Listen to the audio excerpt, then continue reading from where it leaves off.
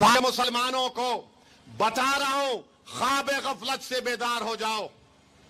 मैं बता रहा हूं मोदी को, अगर ये वक्फ का कानून बनेगा तो मुल्क में सोशल इंस्टेबिलिटी पैदा होगी। हम भारत को 1980 और 1990 के दहे में लेकर जाएंगे।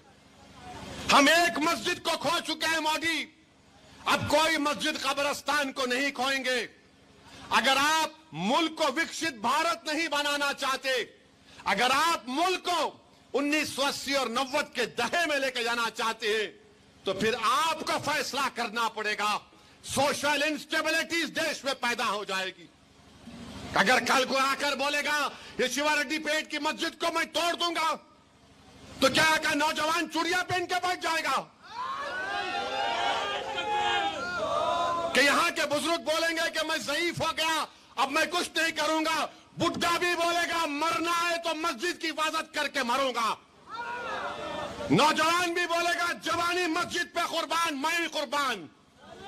मेरे अजीज दोस्तों और बुजुर्गों, मेरे अजीज दोस्तों और बुजुर्गों, ये कानून मोदी बनाना चाहते हैं। बताओ आप कितना जुल्म निफरत इन लोगों में मुसलमानों के ताल्लुक से है। क्यों बना रहे हैं कानून आप? नहीं, वक्फ को अच्छा करने बना रहे। कौन सा अच्छा कर रहे हैं आप? गवर्नमेंट, कलेक्टर को पावर, वक्फ बाय यूजर गायब, रेट्रोस्पेक्टिव रजिस्ट्रेशन, ट्राइब्यूनल गायब, लिमिटेशन एक्ट अप्लाई होगा, इवैक्यू प्रॉपर्टी खत्म। को क्या बचेगा फिर? खाली कागज पे लिखा होगा वक्फ बोर्ड। मालिक कौन होंगे? मोदी होंगे। हम वक्फ क्यों करते हैं? अल्लाह के लिए करते हैं। एक बार अगर कोई वक्फ कर दिया, उसका मालिक अल्लाह होता है। अब मोदी बोल रहे मालिक अल्लाह नहीं रह सकता है, मालिक मैं बन जाऊंगा। मोदी जी, मुल्क में सोशल इंस्टेबिलिटी ना पैदा हो जाए। आप विकसित भारत बोलते, ये विकसित भारत है। हरियाणा का इलेक्शन गलती से जीत गए मोदी, गलती से जीत गए। अब कैसा जीते?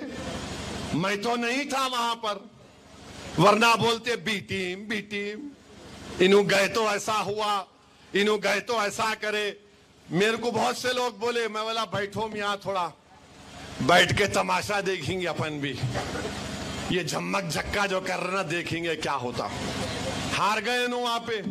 अब किसकी वजह से हारे बोलो आप? अब समझ में नहीं आ रहा इन लोगों को, हारने वालों को। अरे शेरवानी तो नहीं आई आपकी, सर पे टोपी दाढ़ी वाला नहीं आया भड़काऊ भाषण देने। हम कैसा हार गए? मैं इन लोगों से कहना चाह रहा हूं, पुरानी पार्टी से जरा समझो मेरी बात को, समझो मेरी बात को। मोदी को हराना है ना, तो तुमको सबको साथ लेकर चलना पड़ेगा। तुम अकेले कुछ भी नहीं कर पाओगे, तुमको साथ लेकर चलना पड़ेगा।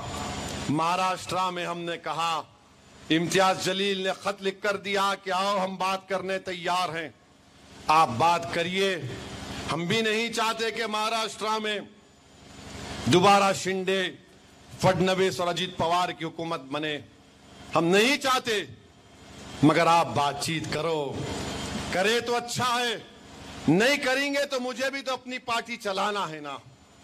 मेरे 2 एमएलए हैं, मालेगांव में मुफ्ती इस्माइल साहब, धूलिया में फारूक शाह हैं।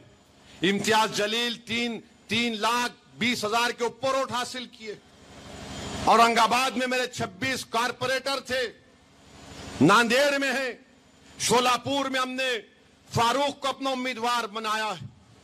मेरे अजीज दोस्तों और बुजुर्गों, मजलिस इत्तेहादुल मुस्लिमीन की कामयाबी के लिए भी आप दुआ करिए कि महाराष्ट्र में अल्लाह मजलिस इत्तेहादुल मुस्लिमीन को कामयाब और कामरान करे। मजलिस के अराकीन को अल्लाह एमएलए बनाए, और एमएलए बनाकर इम्तियाज जलील की क़ियादत में ऐवान में जाए, ताकि अगर कोई चिटकुट, कोई टुक टुक बोलेगा तो उसको जवाब भी मिलेगा।